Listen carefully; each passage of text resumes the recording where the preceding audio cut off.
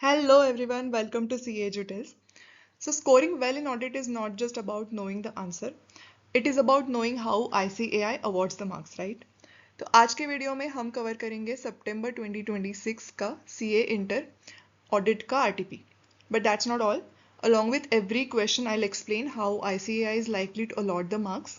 For every MCQ, we will see why the correct option is right and why other options are wrong.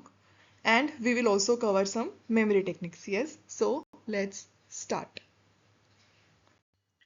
Yes, so last video में हमने cover किया था MCQ part. अब इस video में हम cover करेंगे डिस्क्रिप्टिव क्वेश्चंस पार्ट 2. ठीक है, तो यहाँ पे चैप्टर वाइज उन्होंने क्वेश्चंस दिए. तो फर्स्ट चैप्टर है nature, objective and scope of audit में से एक क्वेश्चन आ गया है. अब मैं पूरा क्वेश्चन नहीं पढ़ने वाली, मैंने जो भी मेन पार्ट्स है यहाँ पे वो हाईलाइट करके रखे हैं. आप एक बार वीडियो पॉज करके क्वेश्चन पढ़ लो, ठीक है, नहीं तो वीडियो बहुत लंबा हो जाएगा. ओके, तो एबीसी नाम की एक लिस्टेड कंपनी है जिसने सीएसटी एंड कंपनी नाम के चार्टर्ड अकाउंटेंट्स को अपने स्टैट्यूटरी ऑडिटर करके अपॉइंट किया है ऑडिट करने के लिए फॉर द ईयर 31 मार्च 2026. ठीक है, अब मैनेजमेंट ने जो है वो अपना काम किया है. उन्होंने प्रिपेयर किए हैं financial statements in accordance with AFRF and companies act 2013.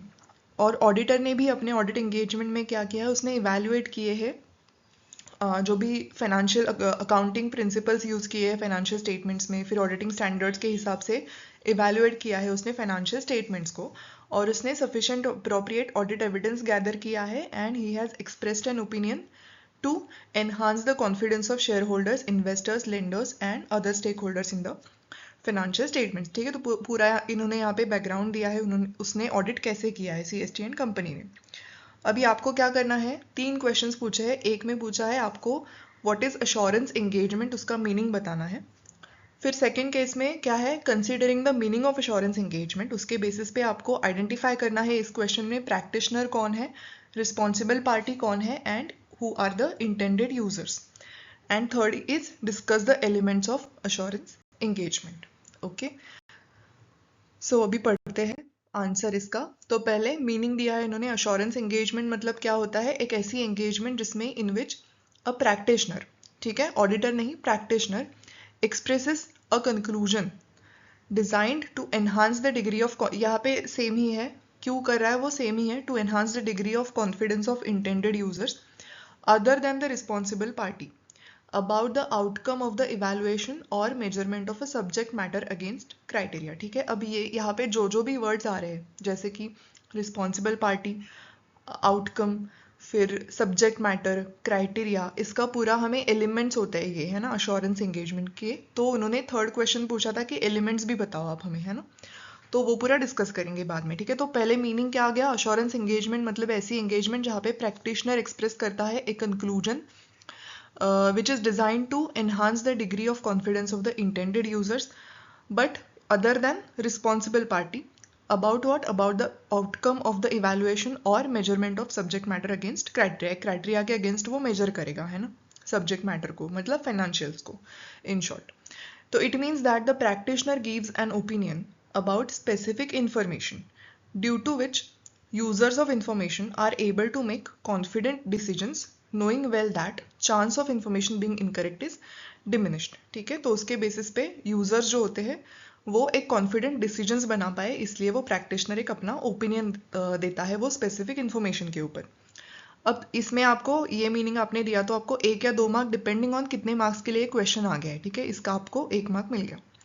Now second question था identification in the given case. तो प्रैक्टिशनर कौन है यहाँ पे, जो चार्टर्ड अकाउंटेंट फर्म है CST and company. Responsible party कौन है, जो मैनेजमेंट है, which is management of ABC limited company की, है ना. और इंटेंडेड यूजर्स कौन है यहाँ पे, सारे share holders, investors, lenders, other stake holders. आपने अगर क्वेश्चन में भी पढ़ा होगा, उन्होंने भी ये बताया कि ऑडिटर ने अपना ओपिनियन किसको एक्सप्रेस किया है, तो यहाँ पे भी इन्होंने वही लिस्ट दी है. ठीक है, तो वो हो गए आपके इंटेंडेड यूजर्स. इतना लिख दिया, आपका 1 मार्क यहाँ पे भी आ गया. अब आता है मेन पार्ट एलिमेंट्स, ये बहुत बड़ा है. तो एलिमेंट्स में क्या क्या है, following elements comprise an assurance engagement. उसमें क्या क्या होता है, तो उसमें एक ये 3 पार्टी रिलेशनशिप होती है, सेम लाइक ऑडिट में भी वैसे ही होता है ना. तो it is a 3 party relationship involving practitioner, responsible party and intended users. अब क्या लिखा है उसमें, an assurance engagement involves above said 3 parties a practitioner मतलब कौन है? He is a person who provides the assurance. Simple. The term practitioner is broader than auditor, ठीक है, ये भी उन्होंने बताया यहाँ पे। Audit is related to historical information, whereas practitioner may provide assurance not necessarily related to historical financial information। ठीक है, आपको डिफरेंस भी पता चल गया होगा assurance में एंड ऑडिट में। तो assurance जो है वो it is a broader term and that's Y practitioner जो है he is also broader than auditor, है ना, उसका स्कोप ज़्यादा ब्रॉडर है क्योंकि ऑडिट जो है वो हिस्टोरिकल इन्फॉर्मेशन के ऊपर बेस्ड होता है। अब रिस्पॉन्सिबल पार्टी मतलब क्या? It is the party responsible for preparation of subject matter. Subject matter मतलब क्या, वो भी आगे देखेंगे। तो जो सब्जेक्ट मैटर बनाता है, मतलब जो फाइनेंशियल्स बनाता है इन शॉर्ट, उसे बोलते हैं रिस्पॉन्सिबल पार्टी, जो कि मैनेजमेंट है। एंड इंटेंडेड यूजर्स मतलब क्या? जो persons for whom an assurance report is prepared. Same like जैसे ऑडिट रिपोर्ट जिनके लिए प्रिपेयर होता है उनको भी वही इंटेंडेड यूजर्स, मतलब इन दिस केस अश्योरेंस के लिए। These person may use the report in making the decisions. Okay, यहाँ तक समझ आ गया? अब नेक्स्ट, अब यहाँ पे बता सब्जेक्ट मैटर मतलब क्या? It refers to the information to be examined by the practitioner. For example, financial information content in the financial statements while conducting audit of financial statements, है ना। तो जो फाइनेंशियल इन्फॉर्मेशन होती है उसी को बोलते हैं सब्जेक्ट मैटर। अब क्राइटेरिया, सुटेबल क्राइटेरिया मतलब क्या? These refers to benchmarks use to evaluate the subject matter. मतलब सब्जेक्ट मैटर मतलब फाइनेंशियल इन्फॉर्मेशन को इवैल्यूएट करने के लिए जो बेंचमार्क्स यूज होते हैं, जैसे कि स्टैंडर्ड्स, हम ऑडिट में भी वही करते हैं ना, ऑडिटिंग स्टैंडर्ड्स यूज करते हैं, गाइडेंस यूज करते हैं, different types of laws use करते हैं, रूल्स एंड रेगुलेशंस यूज करते हैं ना, तो वही उसको बोलते हैं क्राइटेरिया। तो वो एक बेंचमार्क सेट करता है, उसके अकॉर्डिंगली आपको वो एंगेजमेंट करनी पड़ती है, ठीक है। तो वो हो गया suitable criteria. Now sufficient appropriate evidence, अब हम जनरली क्या बोलते हैं? Sufficient appropriate audit evidence, but ये अश्योरेंस वाली एंगेजमेंट है के बारे में पूछ रहे हैं, इसलिए सफिशिएंट अप्रोप्रिएट एविडेंस मतलब क्या है? The practitioner performs an assurance engagement to obtain, वही करता है वो सफिशिएंट अप्रोप्रिएट एविडेंस ऑब्टेन करता है। It is on the basis of evidence that conclusions are arrived and opinion is formed by the practitioner. Okay, and then last one is a written assurance report in the appropriate form. A written report is provided containing conclusion that conveys the assurance about the subject matter. Right? मतलब एक conclusion form होता है और वो क्या बताता है? Subject matter के बारे में उसका अश्योरेंस देने के लिए एक रिपोर्ट बनाया जाता है। A written assurance report is the outcome of the assurance engagement. Simple, इसको 2 या 3 मार्क्स आपको मिल जाएंगे ये 5 पॉइंट्स लिखने पे, ठीक है। तो पहले उन्होंने ट्राईपार्टी रिलेशनशिप जो थी उसके बारे में बताया, फिर उसके बाद उन्होंने क्या किया? सब्जेक्ट मैटर के बारे में बताया। देन सुटेबल क्राइटेरिया क्या होता है उसके बारे में बताया। फिर हम क्या ऑब्टेन करते हैं? सफिशिएंट अप्रोप्रिएट एविडेंस ऑब्टेन करते हैं, उसके बारे में बताया। एंड देन और रिटर्न अश्योरेंस रिपोर्ट, ठीक है। तो ऑडिट जैसे ही है बट ये थोड़ा सा ब्रॉडर टर्म है। Okay, so this is done.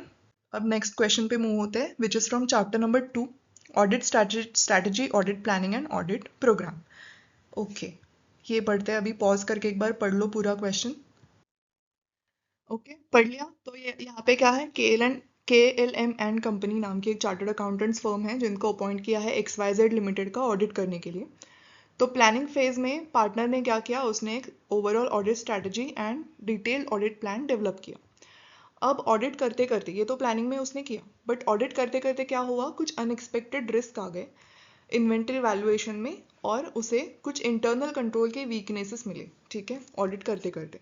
तो ऑडिट टीम ने क्या किया? अकॉर्डिंगली अपने जो ऑडिट प्रोसीजर्स थे प्लान में लिखे हुए उसको मॉडिफाई कर दिया, including the changes in the nature, timing and extent of testing, ठीक है। And engagement partner insured that all such changes and reasons for them were properly recorded, ठीक है, ये उसने रिकॉर्ड किया। अब बिफोर कंप्लीशन ऑफ ऑडिट क्या हुआ? एक जूनियर ऑडिटर ने क्वेरी रेज की regarding auditor's responsibility to document the overall audit strategy, audit plan and significant changes made during the course of the audit together with the reasons for such changes, है ना। Junior था, उसे पता नहीं चला हम क्या कर रहे हैं, उसे लगा कि प्लानिंग के हिसाब से ही जाना है, वो मॉडिफाई नहीं करना है ना, ऐसे उसको लगा होगा, तो उसने एक क्वेश्चन पूछा। तो ये अपने पास आ गए और बोलते हैं विथ रेफरेंस टू SA 300 जो है planning and audit of financial statements, आपको एक्सप्लेन करना है auditor's documentation requirements relating to ये सारा, ठीक है। तो अब यहाँ पे उन्होंने ऐसे का नाम खुद ही डाल दिया है। अगर ये नहीं होता तो फिर आपने अगर नाम डाला, ऐसे का नंबर डाला, तो आपको एडिशनल मार्क्स यहाँ पे मिल जाएंगे, ठीक है। अब आंसर में क्या है? तो ऑडिटर ने क्या करना है, उसने डॉक्यूमेंट करना है overall audit strategy, audit plan, और उसमें जो भी सिग्निफिकेंट चेंजेस होते हैं, जैसे पार्टनर ने यहाँ पे पूरा सब कुछ ठीक से किया था वैसे ही करना है, और जो भी सिग्निफिकेंट चेंजेस होते हैं उसके रीजंस को भी डॉक्यूमेंट करना है। ठीक है, तो यहाँ पे ये 4 बातें हो गई है ना, strategy, plan, significant changes and उसका रीजंस, और उसी के बारे में हमें बताना है, उसके डॉक्यूमेंटेशन के बारे में, है ना। तो उसके अकॉर्डिंगली ही आपको मार्क्स मिलेंगे। जैसे कि फर्स्ट पॉइंट आप देखोगे तो उसमें लिखा है documentation of the overall audit strategy. मतलब क्या है, it is a record of की decisions considered necessary to properly plan the audit and to communicate the significant matters to the audit team। ठीक है, ऑडिट स्ट्रैटेजी मतलब it is a broader term, it is a key decisions का record which are necessary to properly plan the audit. ठीक है, इतना आपने ले लिया, आपको इसका 1 मार्क मिल गया। अब आगे क्या है, ऑडिट प्लान के बारे में बोलना है। तो डॉक्यूमेंटेशन ऑफ ऑडिट प्लान मतलब क्या, it is a record of planned nature, timing, extent of risk assessment procedures and further audit procedures, है ना, at the assertion level in response to the assessed risk. Right, हम पहले risk assessment procedures करेंगे, उसके बाद further audit procedures, है ना, उसमें टेस्ट ऑफ कंट्रोल्स करेंगे, राइट, सब्सटैंटिव प्रोसीजर्स करेंगे। तो ये सारे हमें ऑडिट प्लान में उसका रिकॉर्ड डालना है, लिख के रखना है। अब ये क्या करता है, it also serves as a record of the proper planning of audit procedures that can be reviewed and approved prior to their performance, है ना। तो अगर हमने ठीक से लिखा तो it serves as a record कि हमने प्रॉपर प्लानिंग की है ऑडिट प्रोसीजर्स की, right. Then the auditor may use the standard audit programmes and audit completion checklist tailored as needed to reflect the particular engagement circumstances. ठीक है, इतना आपने लिखा, आपको एक और मार्क मिल गया। Now what is significant changes का documentation? It is a record of the significant changes to the overall audit strategy and audit plan and resulting changes to the planned nature, timing and extent of audit procedures। ठीक है, audit strategy plan में change करते हैं मतलब क्या, procedures में भी change करते हैं। तो ये क्या करता है, सिग्निफिकेंट चेंजेस एंड उसके रीजंस हम डॉक्यूमेंट करते हैं। तो it explains why the significant changes were made and the overall strategy and audit plan finally adopted for the audit. It also reflects the appropriate response to the significant changes occurring during the audit। Correct, इसके भी आपको 2 marks यहाँ पे, क्योंकि ये दोनों चीज़ें आपने कवर की है ना यहाँ पे, सिग्निफिकेंट चेंजेस और इसके रीजन फॉर सच चेंजेस, तो इसलिए। और एंड में कंक्लूजन है इन द गिवन फैक्ट्स। अब कंक्लूजन एज सच यहाँ पे कुछ था नहीं, क्योंकि उन्होंने ऐसे कोई कंक्लूडिंग क्वेश्चन पूछा नहीं है, डायरेक्ट क्वेश्चन ही है, बट इन्होंने लिख दिया यहाँ पे इन the given facts messrs KLM and company have complied with the documentation requirements by recording the audit strategy, plan and significant changes along with the reasons, है ना, thereby ensuring the proper audit planning and compliance with the auditing standards। ठीक है, तो ये भी question हो गया अपना। अब नेक्स्ट जो है वो चैप्टर नंबर 3 में से है, risk assessment and internal control. Question आप पढ़ लो एक बार और फिर डिस्कस करते हैं।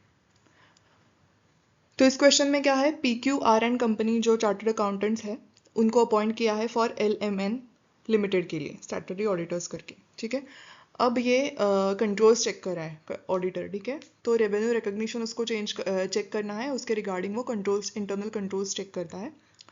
तो वो क्या सोचता है, relying on the audit evidence obtained in the previous audits regarding the operating effectiveness of certain internal controls. लेकिन जब ये डिस्कस करता है मैनेजमेंट के साथ तो उसको ये ऑब्जर्व होता है कि some changes are there in the personnel in the accounts department and certain IT systems have been upgraded. ठीक है, IT systems and account department के पर्सनल में चेंजेस आ गए। तो ये सोच रहा है, he is evaluating whether it is appropriate to rely on the audit evidence obtained in the previous audits और whether fresh testing of control is required, क्योंकि ये चेंजेस हो गए। राइट, तो in the view of the above आपको क्या करना है, आपको डिस्कस करने हैं the factors the auditor should consider while using the audit evidence obtained in the previous audits and the requirement regarding establishing its continuing relevance। Correct, तो rely करना है या नहीं वो आपको बताना है यहाँ पे। ठीक है, तो इसका आंसर भी देख लेते हैं। ओके, तो पहले आपको जो भी स्टैंडर्ड की बातें होती है ना वो लिखनी होती है। यहाँ पे आप ऐसे 330 का नाम एंड नंबर मेंशन कर सकते हो। ठीक है, यहाँ पे इन्होंने किया नहीं है, but you can mention that for the additional marks. तो using the audit evidence obtained in the previous audits, in cases में ऑडिटर को क्या क्या कंसिडर करना है, तो ये चीज़ें यहाँ पे लिखी हुई है। इसका हम सीक्वेंस देखेंगे, बट एक बार पहले पढ़ लेते हैं 5 पॉइंट्स। Okay, 6 points. तो first is effectiveness of other elements of internal control. Elements of internal control आपको पता है ना, क्रेजम, CRICM मतलब कंट्रोल एनवायरनमेंट होता है, रिस्क असेसमेंट होता है ना, IT कंट्रोल्स होते हैं, फिर कंट्रोल एक्टिविटीज होते हैं, and then monitoring of controls. तो ये सारे चीज़ों का, ये एलिमेंट्स ऑफ इंटरनल कंट्रोल का आपको इफेक्टिवनेस देखना है पहले, ठीक है। देन क्या है, risk arising from the characteristics of the control including whether it is manual और automated. Then effectiveness of general IT controls, फिर effectiveness of control and its application by the entity including the nature and extent of deviations in the application of control noted in the previous audits, and whether there have been personal changes that significantly affect the application of the control। application आया तो personal भी आते हैं क्योंकि persons ही apply करते हैं ना control को, इसलिए। then whether the lack of change in the particular control poses a risk due to changing circumstances and the risk of material misstatements and the extent of reliance on the control। ठीक है, आपको इसको अगर याद रखना है ये 5-6 points को, तो कैसे सीक्वेंस में रख सकते हो। पहले तो अपने खुद के रिस्क के बारे में सोचना है, आपको रिलाय करना है ना प्रीवियस ऑडिट के एविडेंस के ऊपर, तो आपके खुद के रिस्क के बारे में पहले सोचो, ठीक है। तो ये पॉइंट आ गया यहाँ पे, लास्ट वाला जो है वो आप फर्स्ट ले सकते हो, the risk of material misstatement and the extent of reliance on the control, क्या होगा, कितना रिस्क होगा, ठीक है। नेक्स्ट क्या कर सकते हो आप, क्योंकि कंट्रोल पे रिलाय करने वाले हो, आपने अपनी रिस्क इवेल्युएट कर दी, फिर आपने सोचा कि रिलाय करना है, तो फिर आपको क्या देखना पड़ेगा कि ये कंट्रोल के जो एलिमेंट्स होते हैं उसका इफेक्टिवनेस कितना है, ये आपको देखना पड़ेगा, है ना। वो सारे एलिमेंट्स आप डालो क्रिज्म के, ठीक है। उसके बाद आप क्या कर सकते हो, अब ये कंट्रोल पे आप रिलाय कर रहे हो, तो ये कंट्रोल जो भी उसका एप्लीकेशन करने वाले हैं, ठीक है, वो खुद जो कंट्रोल है, आपने आजू बाजू के तो एलिमेंट्स देख लिए कंट्रोल के, बट ये खुद जो कंट्रोल है वो, और उसका जो एप्लीकेशन हो रहा है वो, इसका भी इफेक्टिवनेस आपको देखना है ना। यहाँ पे सारा इफेक्टिवनेस आपको एनालाइज करना है। तो पहले तो आपने अपनी रिस्क देख ली, उसके बाद आपने वो कंट्रोल के आजू बाजू के सारे एलिमेंट्स का इफेक्टिवनेस देख लिया, फिर खुद कंट्रोल का इफेक्टिवनेस एंड उसके एप्लीकेशन का इफेक्टिवनेस देख लिया, और एप्लीकेशन आता है तो आपने पर्सनल चेंजेस भी कितना सिग्निफिकेंटली अफेक्ट करेंगे एप्लीकेशन को, ये भी आपने देखना है, ओके। और अब इसके बाद, अब आपको कहीं पे ऐसे मतलब सिस्टम ही नहीं है किसी कंपनी में, ऐसे तो नहीं मिलेगा, है ना, बड़ी कंपनी में, तो वहाँ पे जनरली IT सिस्टम्स होते हैं, इसलिए आपको जनरल IT कंट्रोल्स का भी इफेक्टिवनेस देखना है, करेक्ट। एंड देन आपने क्या देखना है कि वो कंट्रोल मैनुअल है या ऑटोमेटेड है, करेक्ट, वो भी एक देखना जरूरी होता है। तो इस सीक्वेंस में आप ये सारी चीजें याद कर सकते हो, ओके। तो ये 5-6 पॉइंट्स आ गए। Then if the auditor plans to use the audit evidence from the previous audit about the operating effectiveness of the specific controls, the auditor shall establish the continuing relevance of that evidence by obtaining the audit evidence about whether significant changes in those controls have occurred subsequent to the previous audit, है ना। तो previous audit अपना होने के बाद ये सारे changes हो गए क्या, ये आपने पहले देखना है, या फिर वो ऑडिट करते करते ही ये चेंजेस हो गए और आपके ऑडिट में ही वो कवर हो गए हैं, है ना, वो आपने पहले देखना है। And then the conclusion is, considering the given facts, the auditor should carefully evaluate the above factors, जो भी ये 6 फैक्टर्स है वो evaluate करने हैं carefully, especially personal changes in IT system updates, जो भी क्वेश्चन में मेंशन किए फैक्टर्स वो डालने हैं, and establish whether the previous audit evidence remains relevant before deciding to rely on it और परफॉर्म द फ्रेश टेस्टिंग, ठीक है। तो आपने ये फैक्टर्स देखने हैं और उसके बेसिस पे आपने डिसाइड करना है, ओके। तो यहाँ पे मार्क्स कैसे मिलेंगे, ये सारे फैक्टर्स आप अगर मेंशन करते हो तो 6 फैक्टर्स है, तो आई थिंक 3 मार्क्स इसको अलॉट होने चाहिए, half of mark for each factor. And then आप जो भी कंक्लूजन लिखोगे उसके लिए आपका 1 या 2 मार्क्स डिपेंडिंग ऑन कितने मार्क्स के लिए क्वेश्चन आ गए, ठीक है।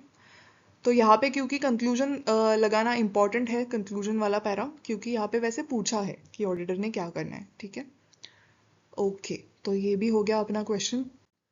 अब नेक्स्ट है चैप्टर नंबर 4, ऑडिट एविडेंस। एक बार क्वेश्चन पढ़ लो, ओके।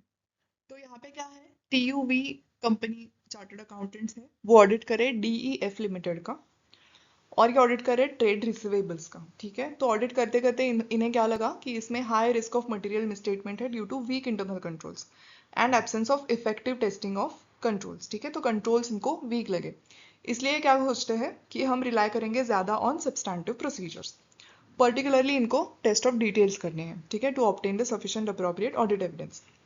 अब यहाँ पे भी एक जूनियर ऑडिटर है जिसने क्वेरी रेज की है कि कैसे assessment of risk of material misstatement से अपना सैंपल साइज इम्पैक्ट होगा, क्योंकि ऑडिट तो जाके उसको ही करना है ना सैंपल्स पे, तो वो एक क्वेरी पूछता है। तो अगेन ये हमारे पास आ गए in the above context explain how the assessment of risk of material misstatement influences the sample size of for test of details, right. तो पहले एक बार आप अगर वो याद करोगे कि प्रोसीजर्स कौन कौन से होते हैं, ऑडिट प्रोसीजर्स हमने देखे थे ना, ऐसे 315 वाले प्रोसीजर्स जो थे वो क्या क्या होते हैं। पहले था रिस्क असेसमेंट प्रोसीजर, है ना, उसके बाद था फर्दर ऑडिट प्रोसीजर्स। आप अगर वो चार्ट याद करोगे तो फर्दर ऑडिट प्रोसीजर्स, तो फर्दर में क्या क्या थे, एक था टेस्ट ऑफ कंट्रोल जो यहाँ पे इनको वीक लग रहा है, और दूसरा था सब्सटैंटिव प्रोसीजर्स जिसपे ये ज़्यादा रिलाई करने वाले हैं, ठीक है। अब सब्सटैंटिव प्रोसीजर्स में दो टाइप्स के प्रोसीजर्स क्या क्या थे, एक था टेस्ट ऑफ डिटेल्स जो ये करने वाले हैं, और दूसरा है सब्सटैंटिव एनालिटिकल प्रोसीजर्स, ठीक है। अब ये रिसीवेबल्स का ऑडिट करें, इनको लग रहा है test of details is more relevant, okay. अब क्वेश्चन क्या है कि क्योंकि रिस्क ज़्यादा है, कंट्रोल भी वीक है, तो कंट्रोल रिस्क इनकी ज़्यादा हो गई है ना, तो रिस्क ज़्यादा होने से अपना सैंपल साइज ज़्यादा होगा कम होगा, ये कैसे इम्पैक्ट करेगा, ठीक है। तो आंसर देखते हैं इसका। अब यहाँ पे आप एसेज का रेफरेंस मेंशन कर सकते हो, ऐसे 530 है सैम्पलिंग का, फिर ऐसे 330 है auditor's responses to assess risk, है ना। तो यहाँ पे आप ये यूज कर सकते हो। आंसर में लिखा है the higher the assessment of risk of material misstatements the larger the sample size needs to be, है ना। The auditor's assessment of risk of material misstatement is affected by inherent risk and control risk. Inherent risk मतलब क्या, जो naturally business में risk होता है वो, उसको बोलते हैं इनहेरेंट रिस्क। कंट्रोल रिस्क मतलब क्या, कि the chance that the company's internal controls might fail to prevent और डिटेक्ट द एरर्स, है ना। तो कंपनी के कंट्रोल्स यहाँ पे वीक ही है, करेक्ट। तो ये हो गई कंट्रोल रिस्क। तो जब भी कभी रिस्क ऑफ मटेरियल मिसस्टेटमेंट ज़्यादा होती है और यहाँ पे कंट्रोल्स भी वीक है, तो ऑडिटर वो कंट्रोल्स पे रिलाई नहीं कर पा रहा है, तो इसलिए उसको जो डिटेक्शन रिस्क होती है उसको रिड्यूस करना पड़ेगा। डिटेक्शन रिस्क मतलब क्या, ऑडिटर के खुद के प्रोसीजर्स में कोई गड़बड़ हो जाए, कोई मिस्टेक मिल जाए, है ना, ऑडिटर के खुद के प्रोसीजर्स में, है ना। The risk that auditor's procedures fail to catch an existing misstatement, उसको बोलते हैं डिटेक्शन रिस्क। तो suppose for an example 100 invoices है, ठीक है, आपके रिस्क ऑफ मटेरियल मिसस्टेटमेंट ज़्यादा है, कंट्रोल रिस्क भी ज़्यादा है क्योंकि आप कंट्रोल पे भरोसा नहीं कर पा रहे हो, तो आपके 100 इन्वॉइसेस आपको चेक करने हैं, उसमें से आप 10 सैंपल्स निकालते हो। अगर 100 इन्वॉइसेस में कोई तो 10 सैंपल्स रॉन्ग है, और ऐसे हो सकता है कि आपके सैंपल में वो 10 के 10 सैंपल्स ना आए या फिर कोई एक ही आए, है ना। तो there is a chance that auditor sample Mrs those 10 and the misstatement goes undetected. लेकिन अगर ऑडिटर अपनी डिटेक्शन रिस्क ही लोअर करना चाहता है, तो वो क्या करेगा, 10 की जगह पे ज़्यादा सैंपल्स चेक करेगा, है ना, may be 50 may be 60 depending on the risk, correct. तो सिंपली यहाँ पे वही हो रहा है कि जितनी आपकी रिस्क ज़्यादा है उतना आपको ज़्यादा इन्वॉइसेस चेक करने पड़ेंगे, उतना आपको ज़्यादा सैंपल साइज रखना पड़ेगा, ठीक है। तो यहाँ पे भी वही लिखा हुआ है। फॉर एग्जाम्पल से पढ़ते हैं। For example, if the auditor does not perform the test of controls, the auditor risk assessment cannot be reduced for the effective operation of internal controls with respect to particular assertion. Therefore, in order to reduce the audit risk to an acceptably low level, the auditor needs a low detection risk, right? And will rely more on substantive procedures. क्योंकि test of controls नहीं कर पा रहा है, इसलिए substantive procedures पे भरोसा करेगा। The more audit evidence that is obtained from test of details, that is lower detection risk, the larger the sample size will needs to be, है ना। तो जितना वो टेस्ट ऑफ डिटेल्स में डिटेक्शन रिस्क कम रखने वाला है, उतने उसके सैंपल साइज भी ज़्यादा करने पड़ेंगे उसको, क्योंकि उसको वो सैंपल्स छोड़ने नहीं है ना जो भी गलत है वो, तो इसलिए उसको ज़्यादा सैंपल्स चेक करने पड़ेंगे। Thus, we can say that there will be an increase in the sample size in case of an increase in the auditor's assessment of risk of material misstatement. Okay, and the conclusion here is, as per given facts, since the risk of material misstatement is high, the auditor should increase the sample size for test of details to obtain the sufficient appropriate audit evidence and reduce the audit risk to an acceptably low level. ठीक है, तो यहाँ पे जब आप बोलते हो higher the risk higher the sample size, 1 mark आपको मिल गया। यहाँ पे आपने थोड़ा सा एक्सप्लेन कर दिया यहाँ पे कि कंट्रोल रिस्क क्या है, फिर डिटेक्शन रिस्क अगर कम रखनी है तो सैंपल साइज कैसे हमें ज़्यादा बढ़ाना पड़ेगा, ये सब आपने एक्सप्लेन कर दिया, आपको 2 मार्क्स यहाँ पे मिल जाएंगे। एंड देन एंड में आपने कंक्लूजन लिख दिया, ठीक है। कंक्लूजन वाला वैसे क्वेश्चन नहीं था, but yes you can write. And yes, more importantly आपने अगर एसेज का मेंशन करके उनका नाम लिख के उनका नंबर लिख के आपने वो अगर चीज़ें एक्सप्लेन की तो आपके मार्क्स डेफिनेटली वहाँ पे बढ़ जाएंगे। Okay, yes, so let's move further. और एक वही से है चैप्टर 4 में से, ऑडिट एविडेंस में से, उसे भी पढ़ते हैं। तो यहाँ पे क्या है, VW and company chartered accountants है, GHI कंपनी का ऑडिट कर रहे हैं ये लोग। तो कंपनी ने क्या रिकॉग्नाइज किया है, significant amount of provisions relating to environmental restoration cost, जो कि उन्होंने जो कि उनके एक एक्सटर्नल एनवायरमेंटल एक्सपर्ट ने प्रिपेयर किया है रिपोर्ट, उसके बेसिस पे उन्होंने कॉस्ट का प्रोविजन किया है। और वो जो एक्सपर्ट है, he is engaged by the management. अब during the audit the auditor considers using this report as audit evidence. However, the auditor is concerned about the reliability of experts' work and the extent to which it can be relied upon without performing the additional procedures, है ना। तो कितना भरोसा कर सकता है without performing additional procedures वो expert के काम पे, इसलिए वो कंसर्न्ड है। So considering the above facts explain the factors that affect the nature, timing and extent of audit procedures when audit evidence is based on the work of the management expert. तो यहाँ पे वही है, management expert का काम अपने अगर use करना है तो आपने कौन कौन से फैक्टर्स के बारे में सोचना पड़ेगा, ठीक है। यहाँ पे भी आप ऐसे का रेफरेंस दे सकते हो, ऐसे 620 है, उसका रेफरेंस दो, उसका नाम लिखो, ठीक है। और ये सारे फैक्टर्स यहाँ पे आप मेंशन करो। अब क्योंकि ये डायरेक्ट क्वेश्चन है, सिंपली फैक्टर्स हमें मेंशन करने हैं, तो यहाँ पे मैंने मार्क्स यहाँ पे अलॉट नहीं किए हैं।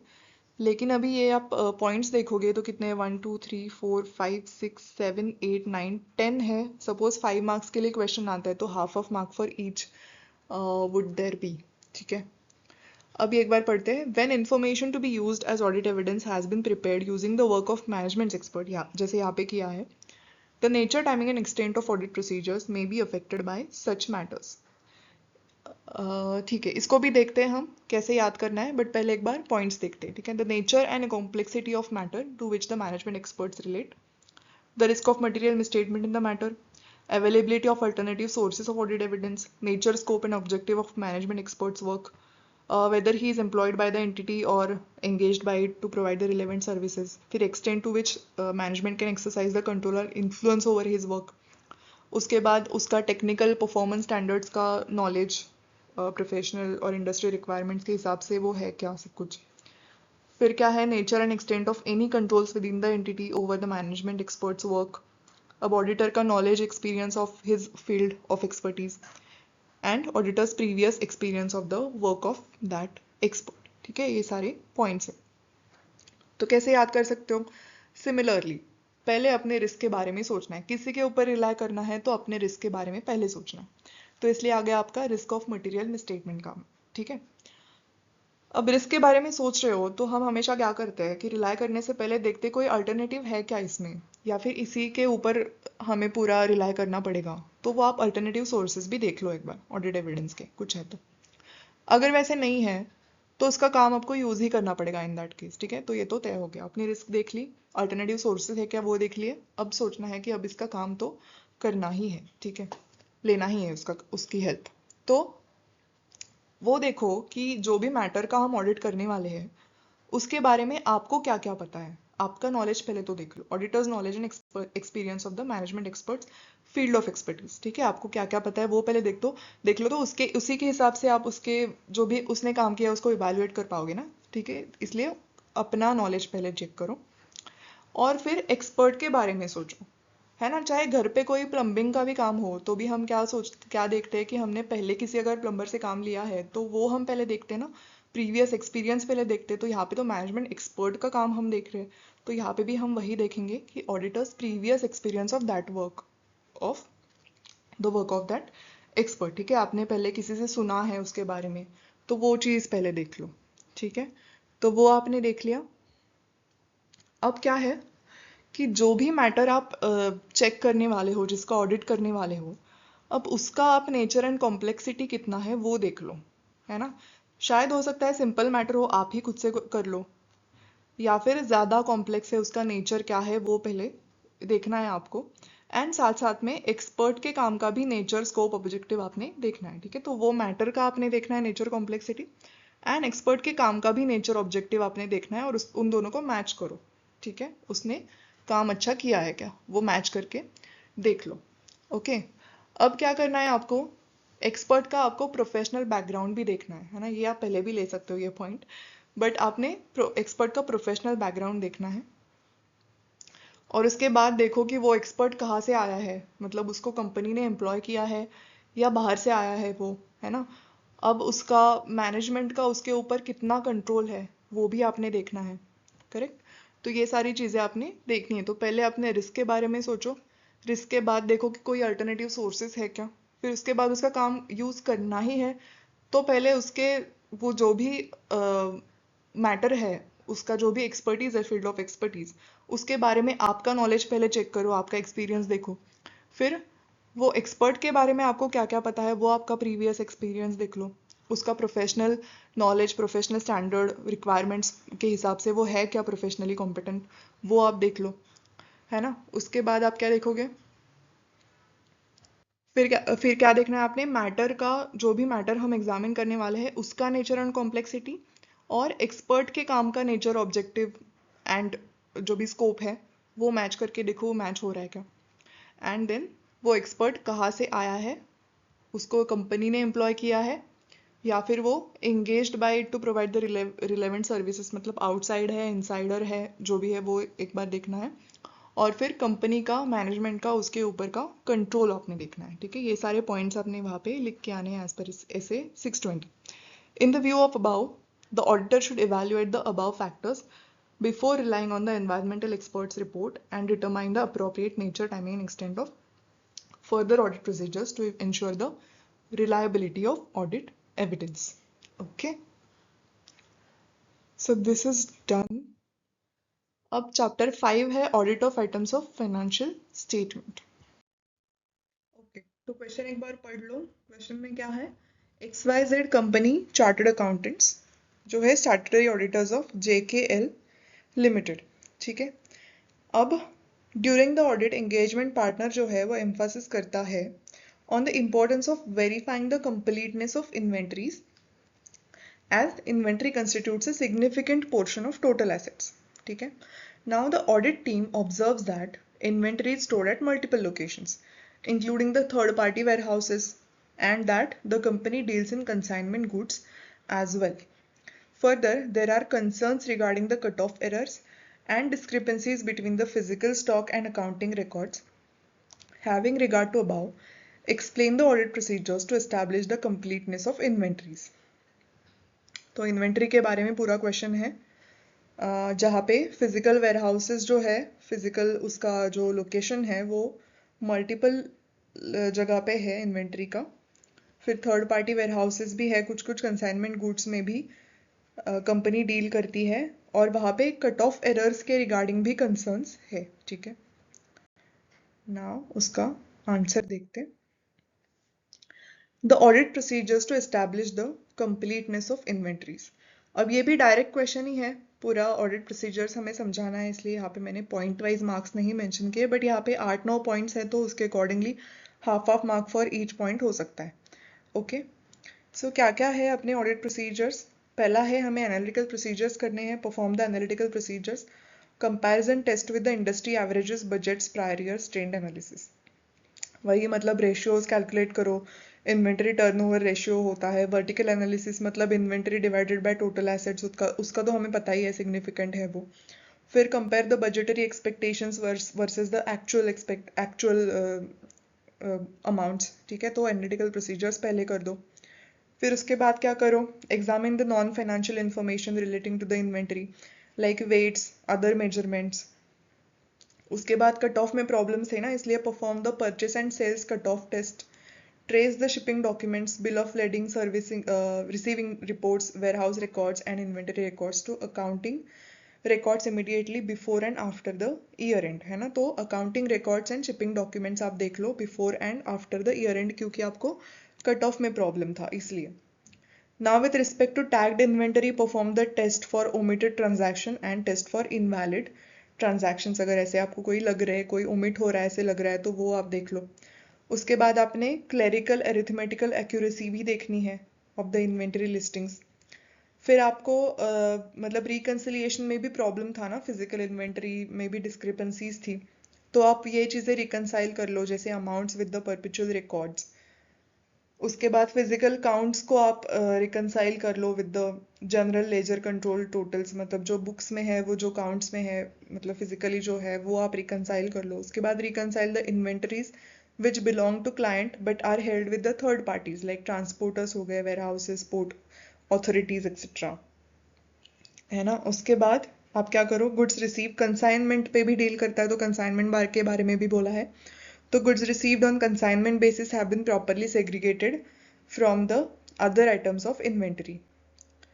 ठीक है, तो इसमें आपको कुछ प्रोसीजर्स जो है वो क्वेश्चन ने खुद ने ही दे दी है, जैसे कि कंसाइनमेंट्स में डील कर है तो उसके बारे में आपको कुछ ना कुछ तो बोलना है।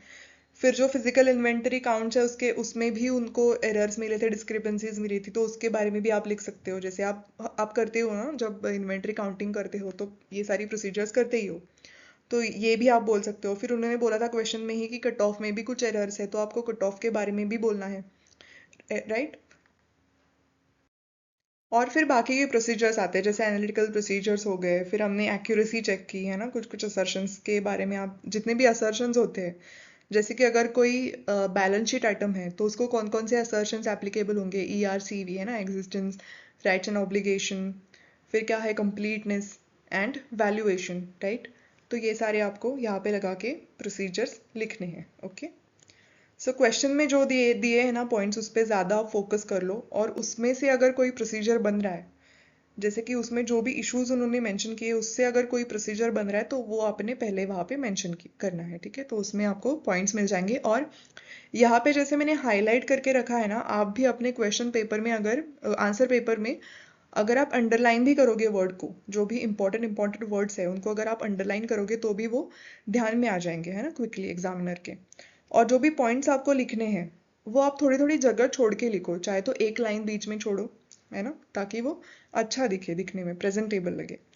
सो वापस आते हैं आंसर के पास। In the given situation by performing the above procedures the auditor can ensure that all inventory items have been completely recorded in the books and no material items have been omitted। Okay, तो ये simply direct question ही था यहाँ पे। Now next है chapter 6 में से audit documentation में से, इसको भी पढ़ लो एक बार। चलो साथ साथ ही पढ़ते हैं। ABC and Company Chartered Accountants have completed the audit of PQR Limited, a large and complex entity for the financial year 31st March 2026। During the audit क्या होता है, several significant matters were identified, including revenue recognition issues and valuation of financial instruments। Before finalizing the audit file, the engagement partner suggests preparing a structured summary highlighting all key issues identified during the audit and how they were resolved। Mr. D, audit assistant, queries the purpose and usefulness of such a document in audit documentation. With reference to the above situation, explain the concept of completion memorandum, which is also called audit documentation summary and its significance in audit। ठीक है, तो आपको वही पूछा उन्होंने, direct question ही है, आपको purpose and usefulness बताना है कंप्लीशन मेमोरेंडम का। तो आंसर क्या है, the auditor may consider it helpful to prepare and retain as a part of audit documentation a summary sometimes known as completion memorandum that describes the significant matter as identified during the audit, जैसे यहाँ पे हुआ था, and how they were addressed। सिर्फ matters identify नहीं करने हैं, उनको कैसे एड्रेस किया वो भी बताना है। सच अ समरी में फैसिलिटेट, अब इसका यूज आ गया आगे, सच अ समरी में facilitate effective and efficient review and inspection of audit documentation, particularly for large and complex audits। Further, the preparation of such a summary may assist the auditor's consideration of the significant matters।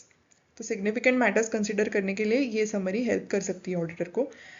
जो हम भी ऐसे notes निकाल के रखते हैं ना, कोई कोई हमें अगर important points मिलते हैं तो उसका भी हम notes निकाल के रखते हैं, तो वही similar है। तो significant matters आपने अगर लिख लिए तो वो आपको आगे जाके असिस्ट करेगा।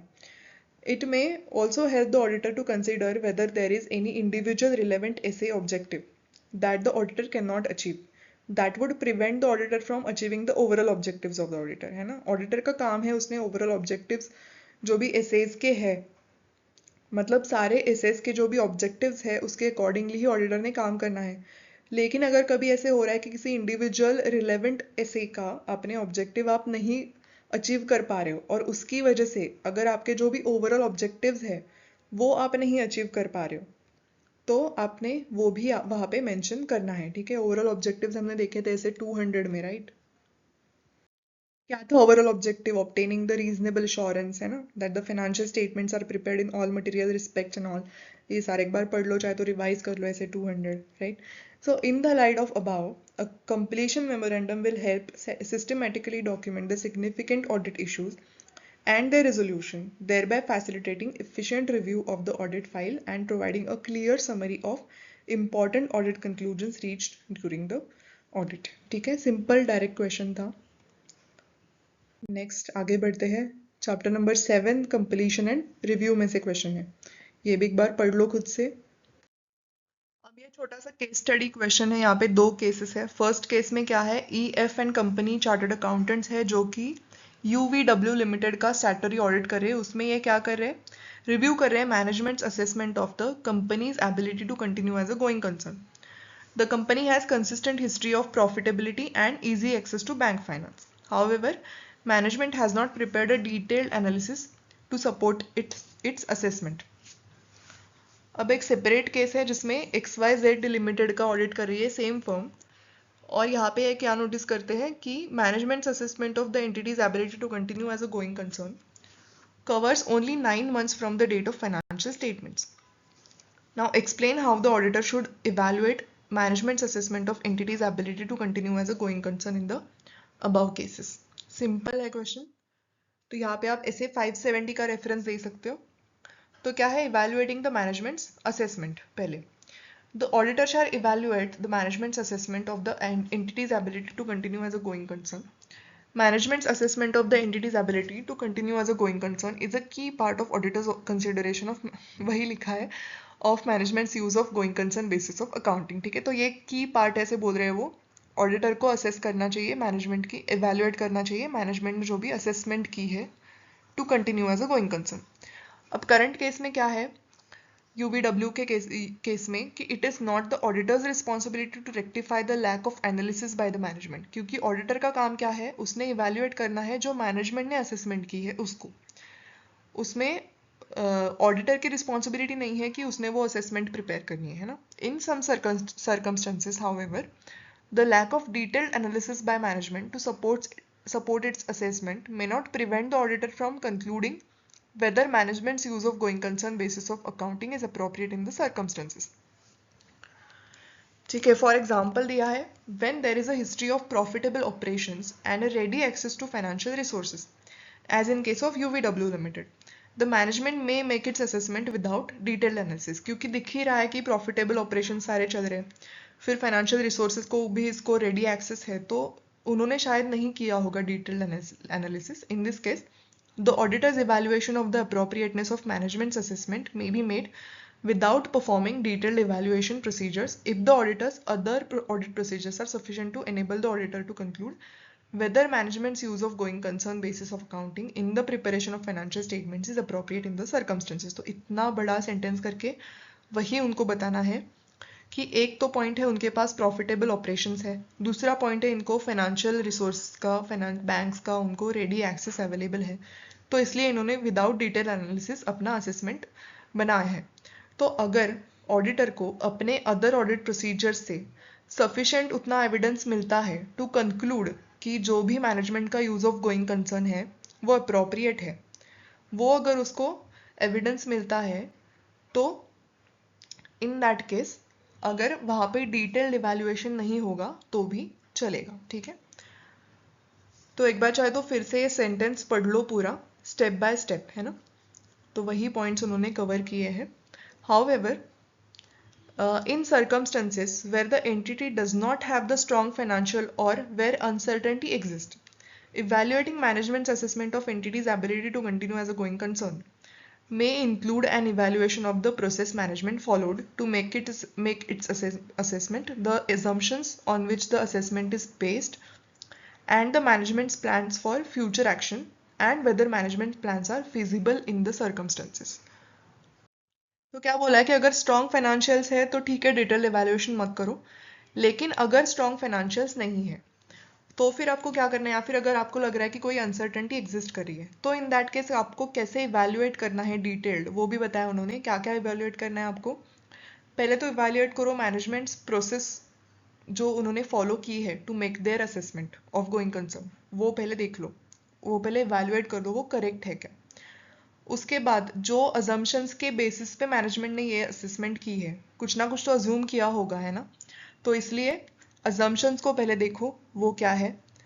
Then management's plans for future actions, अब गोइंग कंसर्न है तो फ्यूचर प्लान्स ही बनाएंगे है ना, तो मैनेजमेंट के क्या क्या प्लान्स है फ्यूचर के वो आप एक बार देख लो, और जो भी प्लान्स मैनेजमेंट बना रहा है वो फीजिबल है क्या वो भी आपने देखना है, करेक्ट। जैसे आप भी प्लान करते हो अपने स्टडीज़ का और आप अपने किसी टीचर के पास जब जाते हो कि ये प्लान मेरा सही है क्या, अगर सपोज गए भी आप अपने टीचर के पास, ठीक है, तो वो टीचर क्या क्या करेगा, वो पहले देखेगा ना कि क्या क्या प्रोसेस आपने फॉलो की है, कैसे आपने सारे सब्जेक्ट्स वहाँ पे लिखे हैं, कौन कौन से लिखे हैं, ग्रुप 1 के लिखे, ग्रुप 2 के लिखे, बोथ ग्रुप्स के लिखे हैं ना, तो आपने क्या प्रोसेस फॉलो की है वो पहले देखेगा वो। उसके बाद वो अजम्पशंस देखेगा, जैसे कि आपने अगर लिखा मैं 13 घंटे स्टडी करूँगा करूँगी, 12 घंटे करूँगी, 6 घंटे करूँगी, तो वो आपके अजम्पशंस देखेगा है ना। फिर आपके प्लान्स देखेगा कि मतलब कितने मंथ्स में आप कौन सा सब्जेक्ट कवर कर रहे हो और वो प्लान्स फीजिबल लग रहे हैं क्या, है ना। प्लान्स तो हम करते हैं बहुत सारे, लेकिन वो फीजिबल है क्या वो भी देखना पड़ता है। तो सिमिलरली यहाँ पे वही है, गोइंग कंसर्न का भी आपको इवैल्यूएशन करना है डिटेल्ड, तो ये सारे पॉइंट्स देखने पड़ते हैं, लेकिन इस केस में अगर डिटेल्ड इवैल्यूएशन नहीं है तो भी चलेगा क्योंकि प्रॉफिटेबल ऑपरेशन है and ready access to banks है, ठीक है। तो यहाँ पे ये this was a big question, big explanation, and that's why यहाँ पे 2 मार्क्स तो यहाँ पे बनते हैं है ना, क्योंकि आपको ये भी मेंशन करना ज़रूरी है। आप अगर सपोज मतलब यहाँ पे आप देखोगे ना तो एक तो वो है कि आपको UVW के बारे में बोलना है, ठीक है, जो भी है उसके केस के बारे में बताना है, जैसे यहाँ पे डिटेल्ड इवैल्यूएशन नेसेसरी नहीं है। और एडिशनली आपने अगर ये लास्ट वाले जो 4-5 लाइंस है जहाँ पे उन्होंने बोला है कि सर्कमस्टेंसेस अगर ऐसे होते कि वहाँ पे स्ट्रॉन्ग फाइनेंशियल्स नहीं थे तो फिर क्या प्रोसीजर फॉलो होती, ये आपने अगर लिखा एग्जामिनर को पता चलेगा आपको ऐसे 570 गोइंग कंसर्न के बारे में आपको पूरा सब कुछ पता है, तो इसलिए आपको यहाँ पे एक एडिशनल मार्क अलॉट हो जाएगा। ओके, नाउ नेक्स्ट क्या है, in the separate case of XYZ limited. अब XYZ पे आते हैं।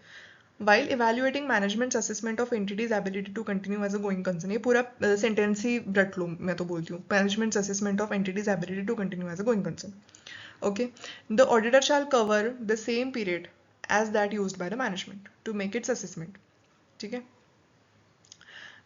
और अगर लॉ रेगुलेशन कोई अगर ऐसे लॉन्गर पीरियड स्पेसिफाई कर रहा है तो वो फॉलो कर लो, लेकिन जो मैनेजमेंट ने अपनी असेसमेंट में यूज़ किया आपने भी वही पीरियड कवर करना है अपनी असेसमेंट में, अपनी इवैल्यूएशन में। Now if management's assessment of entity's ability to continue as a going concern, वो सेंटेंस फिर से आ गया, कवर्स लेस दैन 12 मंथ्स, यहाँ पे जैसे 9 मंथ्स का ही कवर किया था उन्होंने, अगर वैसे हो रहा है from the date of financial statements, the auditor shall request management to extend its assessment period to at least 12 months from that date. तो यही था इस क्वेश्चन में, इसलिए इसको एक ही मार्क मिलेगा।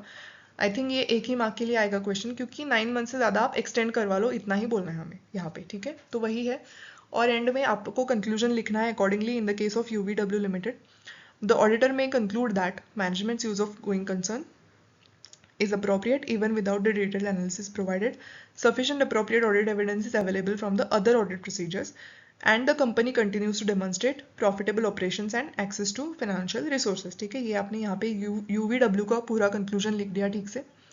एंड देन XYZ लिमिटेड का वही सेम लिखना है आपको, assessment is inadequate as it covers only 9 months.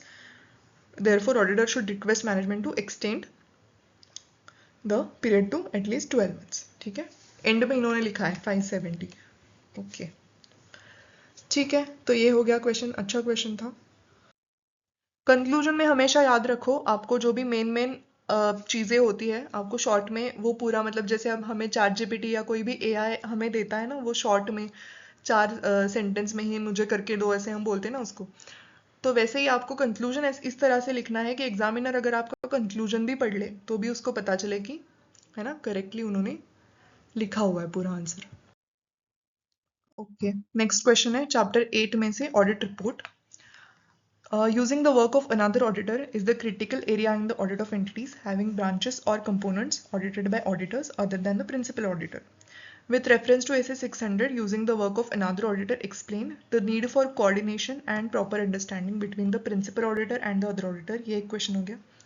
Second है the procedures to be performed by the principal auditor to evaluate and use the work of other auditor, including circumstances where the principal auditor may need to visit the component or examine its record.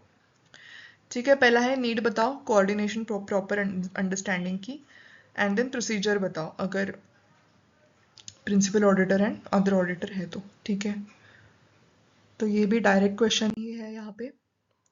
Another auditor, using the work of another auditor, when accounts of the branch are audited by the person other than company's auditor or the principal auditor, there is a need for clear understanding of the role of such other auditor and the company's auditor in relation to the audit of accounts of the branch and the audit of company as a whole. ठीक है, तो यहाँ पे clear understanding of the role ज़रूरी होता है other auditor का और कंपनी ऑडिटर का, क्योंकि इन दोनों में अगर क्लियर अंडरस्टैंडिंग नहीं होगा तो काम को वो पूरा अफेक्ट कर लेगा। Also, there is a great necessity for a proper rapport between these two auditors for the purpose of an effective audit. Correct? तो कोई भी काम अगर मिलके करे तो प्रॉपर रैपो होना तो ज़रूरी होता है। सिमिलरली यहाँ पे भी वही है। In the recognition of these needs the council of ICAI has dealt with these issues in SA 600। यहाँ पे एडिशनली उन्होंने ये सेंटेंस डाल दिया। तो एज पर SA 600 क्या है, it makes clear that in certain situations the statute governing the entity may confer a right on the principal auditor to visit the component and examine the books of accounts and other records of the said component if he thinks it necessary to do so. उसको लगता है तो वो, उसके पास right है, वो visit कर सकता है कंपोनेंट को और उसके एग्जामिन कर सकता है books of accounts and other records.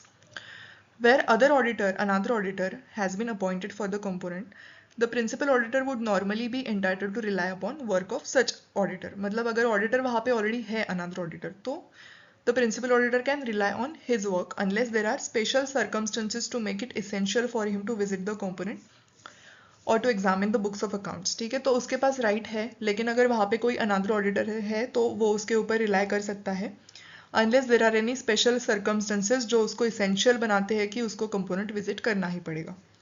Further, it requires that the principal auditor should perform the procedures to obtain sufficient appropriate audit evidence that the work of other auditor is adequate for the principal auditor's purposes in the context of the specific assignment. ठीक है, तो उसने वो procedures perform करने हैं ताकि वो other auditor का काम adequate है या नहीं ये देख सके। When using the work of another auditor, the principal auditor should ordinarily perform the following procedures. तो क्या क्या procedures करने हैं वो भी यहाँ पे उन्होंने लिखा हुआ है।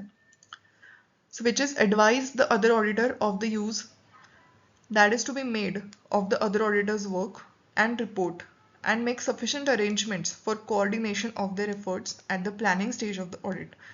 मतलब उसको advise करना है other auditor को कि कैसे उसका काम use होने वाला है, ये उसको बताना है, और आपको सफिशेंट अरेंजमेंट्स भी करना है कोऑर्डिनेशन के लिए, क्योंकि वो जब उसको कुछ ना कुछ पता चलेगा अदर ऑडिटर को उसके काम में से, तो वो कैसे बताएगा आपको, तो वो आपको सफिशेंट अरेंजमेंट्स भी उसके लिए करके देने हैं कोऑर्डिनेशन के लिए at the planning stage of the audit. The principal auditor would inform the other auditor of matters such as are requiring special consideration procedures for the identification of intercomponent transactions that may require disclosure and the timetable for completion of audit. तो क्या क्या बता के रखना है other auditor को, पहले तो टाइम टेबल बता के रखो कि कब तक ऑडिट कंप्लीट करना है, ये पहले उसको पता चले। उसके बाद अगर आपको लग रहा है कोई स्पेशल कंसिडरेशन वाले आइटम्स है तो वो उसको बता दो। एंड देन जो भी इंटर कॉम्पोनेंट ट्रांजैक्शंस होते हैं उसके बारे में भी कोई आपको अगर प्रोसीजर्स फॉलो करवाने हैं तो वो भी आप उसको पहले से ही बता के रखो। ठीक है, तो पहले प्लानिंग के केस में आप उसको एडवाइस कर लो उसका काम कैसे यूज़ होने वाला है, उसका रिपोर्ट कैसे यूज़ होने वाला है। फिर कोऑर्डिनेशन के लिए आप स्पेसिफिक अरेंजमेंट्स करवा के रखो एंड देन आप अगर कोई स्पेशल कंसिडरेशन वाले आइटम्स है, फिर इंटर कंपोनेंट ट्रांजैक्शंस है, उसके बारे में उसको बताओ क्या प्रोसीजर्स फॉलो करने हैं जिसका डिस्क्लोजर लगेगा, और कब तक ऑडिट कंप्लीट करना है वो भी उसको एडवाइस कर लो। और आपने क्या एडवाइस करना है उसको, significant accounting, auditing and reporting requirements and obtain representation as to compliance with them। ठीक है, तो ये भी आपने एक प्रिकॉशंस बोल सकते हो आप इसको, कि जो भी significant accounting, auditing, reporting requirements है उसको वो कंप्लाई कर रहा है, ऐसे उसके पास से रिप्रेजेंटेशन लो और उसको एडवाइस भी कर लो। Now the principal auditor might discuss with the other auditor that the audit procedures applied और a review a written summary of the other auditor's procedures and findings which may be in the form of a completed questionnaire or checklist। ठीक है, तो एक complete questionnaire के form में, checklist के form में भी आप उसके साथ डिस्कस कर सकते हो जो भी प्रोसीजर्स अप्लाई करने हैं, या फिर जो भी उसके फाइंडिंग्स है अदर ऑडिटर्स के, है ना, उसकी समरी होगी, तो वो एक क्वेश्चनर चेकलिस्ट के फॉर्म में भी हो सकता है। The principal auditor may also wish to visit the other auditor, मिल सकता है उसको। The nature, timing and extent of procedures will depend on the circumstances of the engagement and the principal auditor's knowledge of the professional competence of the other auditor. This knowledge may have been enhanced from the review of the previous audit work of the other auditor। ठीक है, तो ये सारा उन्होंने यहाँ पे ऐसे का जिस्ट बोलूँगी मैं, यहाँ पे पूरा लिखा है। तो 2 क्वेश्चन थे, उसके हिसाब से मार्क्स यहाँ पे आ जाएंगे। और फिर उन्होंने बोला था क्वेश्चन में कि need for coordination and all, उसके बारे में भी यहाँ पे आपने बोला है। And then the need for visiting the component के बारे में भी बोला था, तो उसके अकॉर्डिंगली आपको यहाँ पे मार्क्स अलॉट हो जाएंगे। ठीक है, मैंने यहाँ पे लिख भी दिए है कितने मार्क्स, बेस्ड ऑन कितने मार्क्स के लिए क्वेश्चन आ रहा है। यस, सो नेक्स्ट क्वेश्चन खत्म होते आ रहा है अपना 18, 19 एंड आई थिंक 20 ही क्वेश्चंस है इसमें।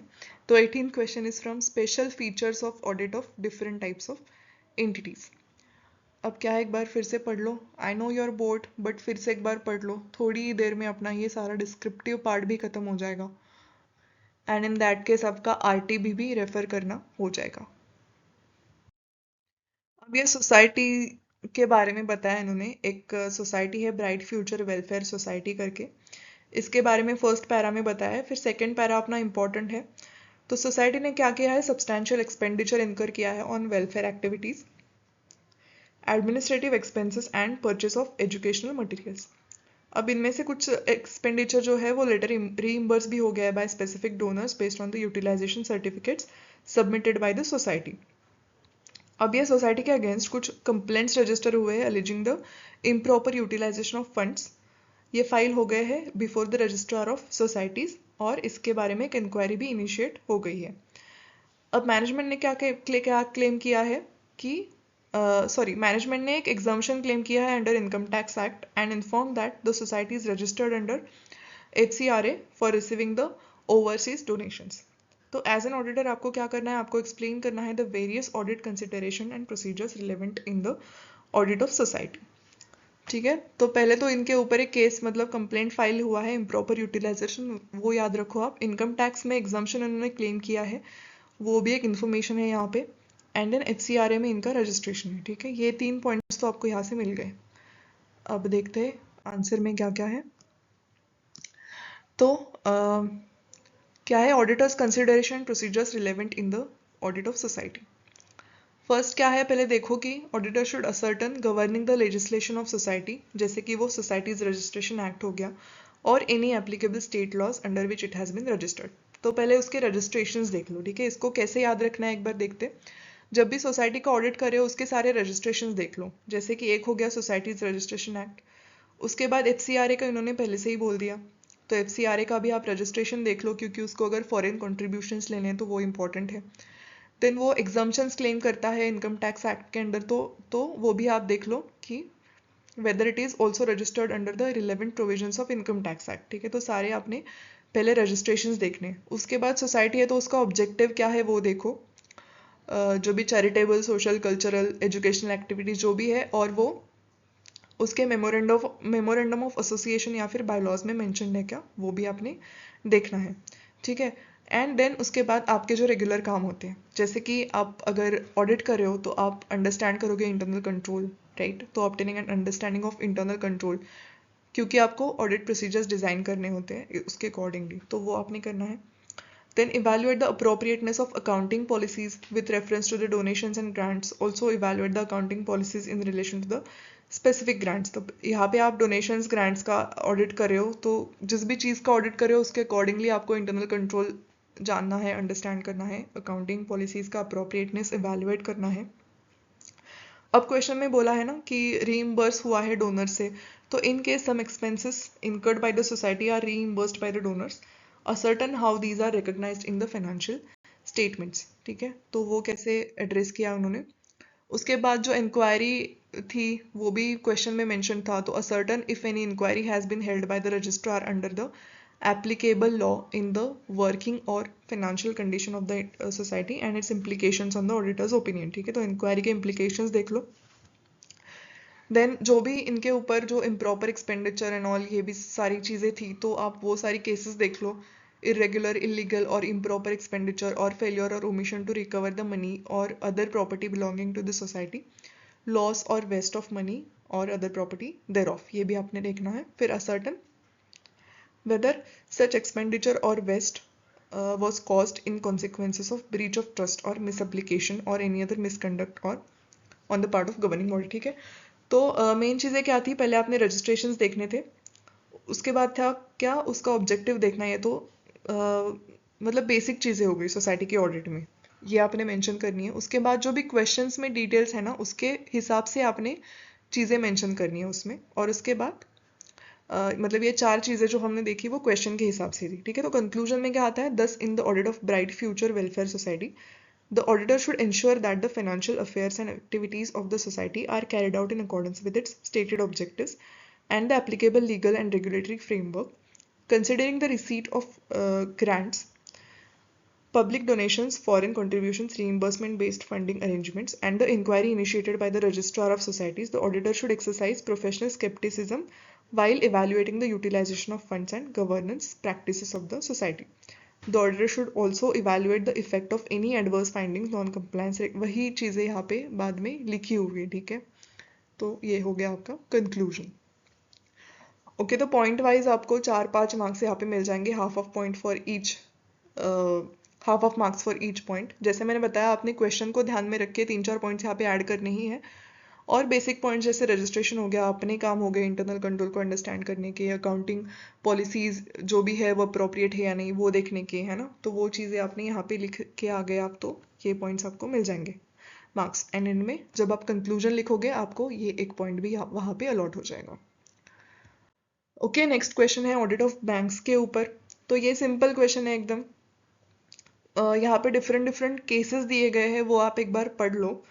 ये हम क्वेश्चन नहीं पढ़ रहे मतलब ऐसे लेक्चर में, क्योंकि वेरी सिंपल क्वेश्चन है। यहाँ पे आपको सिर्फ क्या देखना है, एंड में comment on the classification of these assets and the adequacy of provisions required, मतलब प्रोविजंस इन केसेस में कितना कितना होना चाहिए, वही क्वेश्चन है। आप पॉज करके एक बार पढ़ लो, आपको भी समझ आएगा। ठीक है, तो आंसर देखते हैं। फर्स्ट केस में क्या है, the asset is non performing for a period of less than और इक्वल टू 12 मंथ्स, तो इसको क्लासीफाई कर दो सबस्टैंडर्ड एसेट में, और प्रोविजन क्या करना है 15% of the outstanding amount. Accordingly advance granted to Aarav traders जो है उसको which remain NPA for 8 month should be classified as substandard asset. फिर ब्राइट मेटल्स का जो है वो लेस देन 1 ईयर के लिए डाउटफुल है, तो उसको आपने क्या करना है, doubtful asset up to 1 year में क्लासीफाई करना है, और प्रोविजन जो है आपको 25% of the secured portion and 100% of the unsecured portion करना है, तो वो कैलकुलेट करके आपको लिखना है। फिर क्रेस्ट के एग्जांपल में क्या हो गया है, वो डाउटफुल एसेट है 1 to 3 ईयर्स के लिए, which is remain doubtful for 30 months, इसलिए आपको क्लासीफाई करना है as doubtful asset 1 to 3 years D2 में, और प्रोविजन करना है आपको 40% of the secured portion and 100% of unsecured portion, और अकॉर्डिंगली कैलकुलेट करके आप लिख सकते हो। तो एक एक हर एक केस के लिए आपको एक एक मार्क यहाँ पे अलॉट हो जाएगा। एंड एंड में क्या है, डेल्टा एक्सपर्ट्स का जो है वो मोर देन 5 ईयर्स के लिए डाउटफुल है, तो इसलिए उसको क्लासीफाई करना है doubtful asset more than 3 years में D3 में, और 100% both secured and unsecured portion पे आपको प्रोविजन करना है। और एंड में एक पॉइंट है जो हिडन है, which is further where loss has been identified by the bank. internal auditor, external auditor or a regulator, but the amount has not yet been written off. The asset is treated as a loss asset requiring 100% provision, है ना, written off नहीं किया हुआ है. Therefore the advance of 50 lakhs granted to Mrs. Eagle Industries should be classified as a loss asset and fully provided for. Thus the bank is required to make adequate provisions in accordance with the prudential norms. Okay, it was a very simple question. अगर आप ये percentages याद रखोगे, you will easily get 4 or 5 marks for whatever marks the question is asked for. And the last question comes here. It is from the ethics and terms of audit engagement. Congratulations. Within few minutes you will be done with the entire RTP. Okay, ये भी question एक बार पढ़ लो. तो ethics है, independence के बारे में बोला है. तो करन एंड कंपनी जो है इसको ऑब्जर्व हुआ several circumstances affecting the independence of auditors. तो पहला क्या था, पार्टनर्स ने कुछ शेयर्स हेल्ड किए थे, वन ऑफ द पार्टनर्स ने. फिर ऑडिट फर्म ने लोन ग्रांट किया था one of the directors of the company को. फीस रिसीव हुई थी फ्रॉम सी, मतलब क्लाइंट से, constituted a major portion of the firm's annual revenue. मतलब जो भी फी क्लाइंट से मिल रही थी वो एक मेजर पोर्शन था फर्म के रेवेन्यू में से. Or firm was concerned that the adverse reporting might result in loss of the engagement. It was also noticed that the audit firm undertook internal audit and management consultancy services for the company during the year, and these areas were also now subject to statutory audit. In addition, one of the audit team members recently served as a finance manager of the company before joining the firm. Identify the threats to independence arising in the above case. बहुत सारे हैं, देखते क्या क्या है. In the given case, both self-interest threats and self-review threats to the auditor's independence are present. तो पहले आपको self-interest threats मतलब क्या वो आपने लिख दिया. ठीक है, self-interest threats occur when an auditing firm, its partner or associate could benefit from the financial interest in the audit client.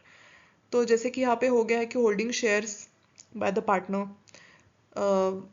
it creates a direct financial interest in the client and therefore constitutes a self-interest trait. Similarly, जो भी loan grant हुआ था director को by the firm, तो वो भी एक financial relationship affecting the auditor's independence हो गया.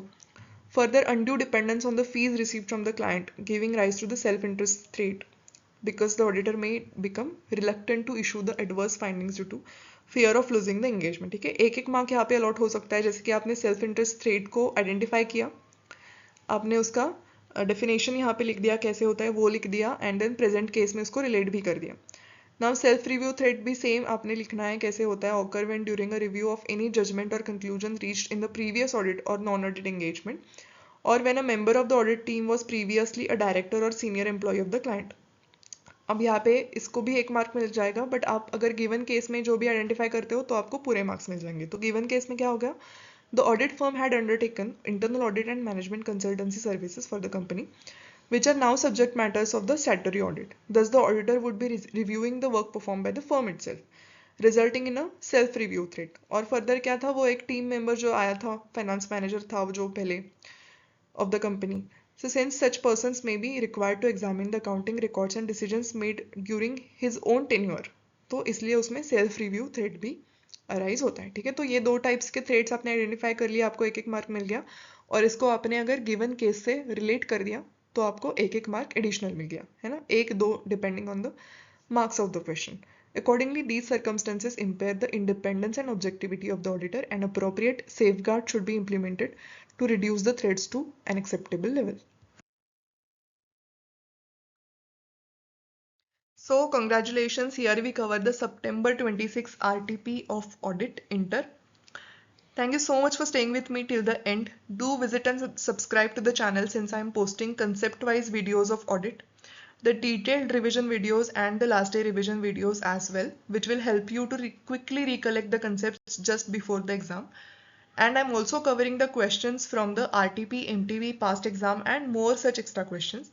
So stay tuned and see you in the next video. Till then, bye-bye.